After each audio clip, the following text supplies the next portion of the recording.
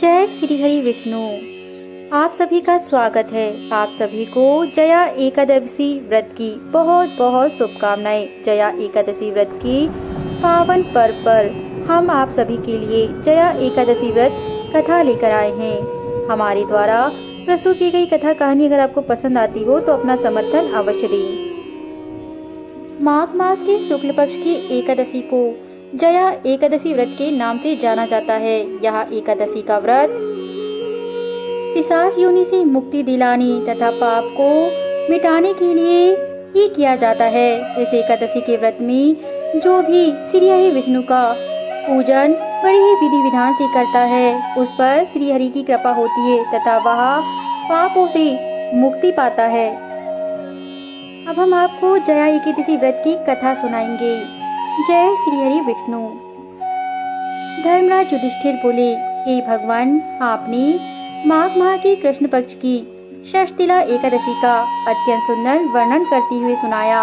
अब आप स्वदेज, अंडज, उदित और जरायुज चारों प्रकार के जीवों के उत्पन्न, पालन तथा नाश करने वाले हैं। हे प्रभु, आप कृपा करके माघ शुक्ल एकादशी के विषय में बताइए। इस एकादशी का क्या नाम है तथा इसकी व्रत का क्या विधान है, इसकी विधि क्या है, इसका व्रत करने से किस फल की प्राप्ति होती है और इसमें कौन से देव का पूजन किया जाता है। हे प्रभु, हे जगत के स्वामी, यह सब जानकर मैं धन्य होना चाहता हूँ। कृपा कर आप मुझे इस पुण्य कथा को अवश्य सुनाइए, इसका समस्त वर्णन कीजिए। युधिष्ठिर के वचनों को सुनकर श्री कृष्ण कहने लगे कि हे राजन, माघ शुक्ल एकादशी के दिन आने वाली एकादशी को जया एकादशी के नाम से जाना जाता है। इसका व्रत करने से मनुष्य ब्रह्म आदि पापों से छूटकर मोक्ष को प्राप्त करता है तथा इसके प्रभाव से भूत पिशाच आदि योनियों से मुक्ति मिल जाती है। हे राजन, इस व्रत को विधि पूर्वक करना चाहिए। अब मैं तुमसे पद्म पुराण में वर्णित इसकी महिमा की एक कथा सुनाता हूँ, तुम ध्यान से सुनो। देवराज इंद्र स्वर्ग में राज करते थे और अन्य सब देवगण सुखपूर्वक स्वर्ग में रहते थे।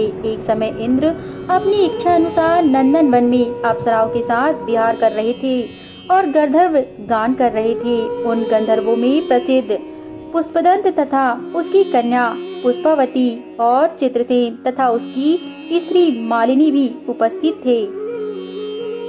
साथ ही मालिनी का पुत्र पुष्पवान और उसका पुत्र माल्यवान भी वहीं उपस्थित थे। पुष्पवती गंधर्व कन्या का माल्यवान को देखकर उस पर मोहित हो गई और माल्यवान पर कामवाण चलाने लगी। उसने अपने रूप, लावण्य और हवस के प्रभाव से माल्यवान को वश में कर लिया। हे राजन, वह पुष्पवती अत्यंत सुंदर थी। अब वे इंद्र को प्रसन्न करने के लिए गान करने लगे, परंतु परस्पर मोहित हो जाने के कारण उनका चित्त भ्रमित हो गया। इनके ठीक प्रकार ना गाने तथा स्वर ताल ठीक से नहीं होने से इंद्र ने इनके प्रेम को समझ गया और उन्होंने इसमें अपना अपमान समझकर उनको श्राप दे दिया। भगवान इंद्र ने कहा कि हे मूर्खों, तुमने मेरी आज्ञा का उल्लंघन किया है, इसलिए तुम्हारा धिक्कार है। अब तुम दोनों स्त्री पुरुष के रूप में मृत्युलोक में जाकर पिशाच रूप धारण करो और अपने कर्म का फल भोगो। देव इंद्र का ऐसा श्राप सुनकर वे अत्यंत दुखी हुए और हिमालय पर्वत पर दुख पूर्वक अपना जीवन व्यतीत करने लगे। उन्हें गंध, रस तथा स्पर्श आदि का कुछ भी ज्ञान नहीं था। वहाँ उनको महान दुख मिल रहे थे। उन्हें एक क्षण के लिए भी निद्रा नहीं आती थी। उस जगह अत्यंत शीतल था, इससे अनेक रोंगटे खड़े हो जाते थे और मारे शीत के दांत बजने लगते थे। एक दिन पिशाच ने अपनी स्त्री से कहा कि पिछले जन्म में हमने ऐसे कौन से पाप किए थे जिससे हमको यहाँ दुखदाई पिशाच योनि प्राप्त हुई है। तथा पिशाच ने भी उससे सहमत होकर बोली, इतनी भीषण ठंड का यह वातावरण सहन नहीं होता है। यह वीरानापन कितना कष्टदायक है। यहाँ पर हमें कोई भी पूछने परखने नहीं आता, ना ही हम किसी जीव जंतु तक को जानते हैं। हमें तो नर्क से भी बदतर योनि प्राप्त हुई है।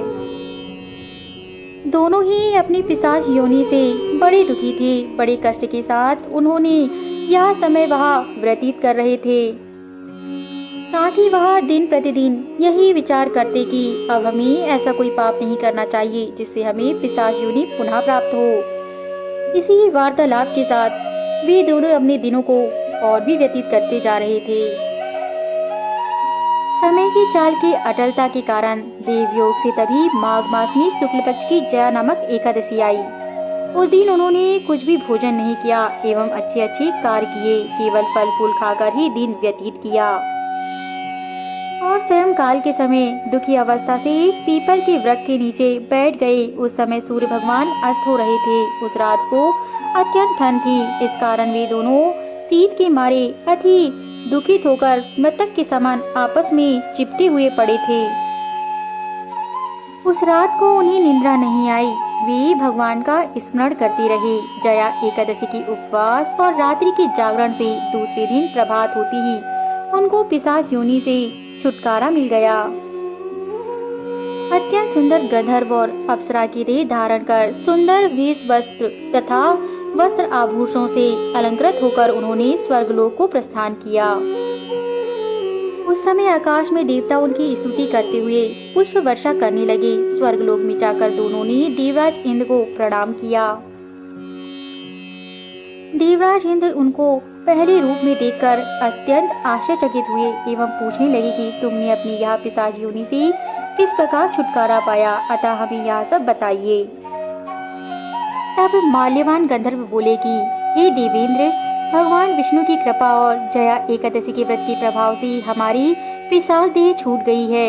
उनके ही प्रताप के कारण आज हम इस यौवन को प्राप्त कर पाए हैं।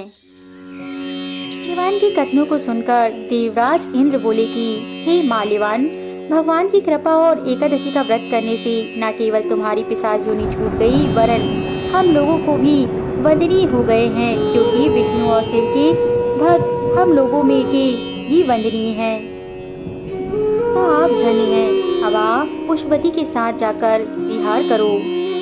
कथा को समाप्त कर श्री कृष्ण कहने लगे कि हे राजन युधिष्ठिर, इस जया एकादशी के वश से बुरी से बुरी योनि से भी मुक्ति मिल जाती है। जिस मनुष्य ने जया एकादशी का व्रत किया है उसने मानो सब यज्ञ जप दान आदि कर लिए हैं। जो मनुष्य जया एकादशी का व्रत करते हैं वे अवश्य ही 1000 वर्ष तक स्वर्ग में वास करते हैं। जय श्री हरि विष्णु। हमारे द्वारा प्रस्तुत की गई धार्मिक कथा कहानी अगर आपको पसंद आती हो तो हमारे YouTube चैनल को जरूर सब्सक्राइब करें ताकि हम ऐसी ही उच्च कोटि की कथाएं लाते रहें। धन्यवाद।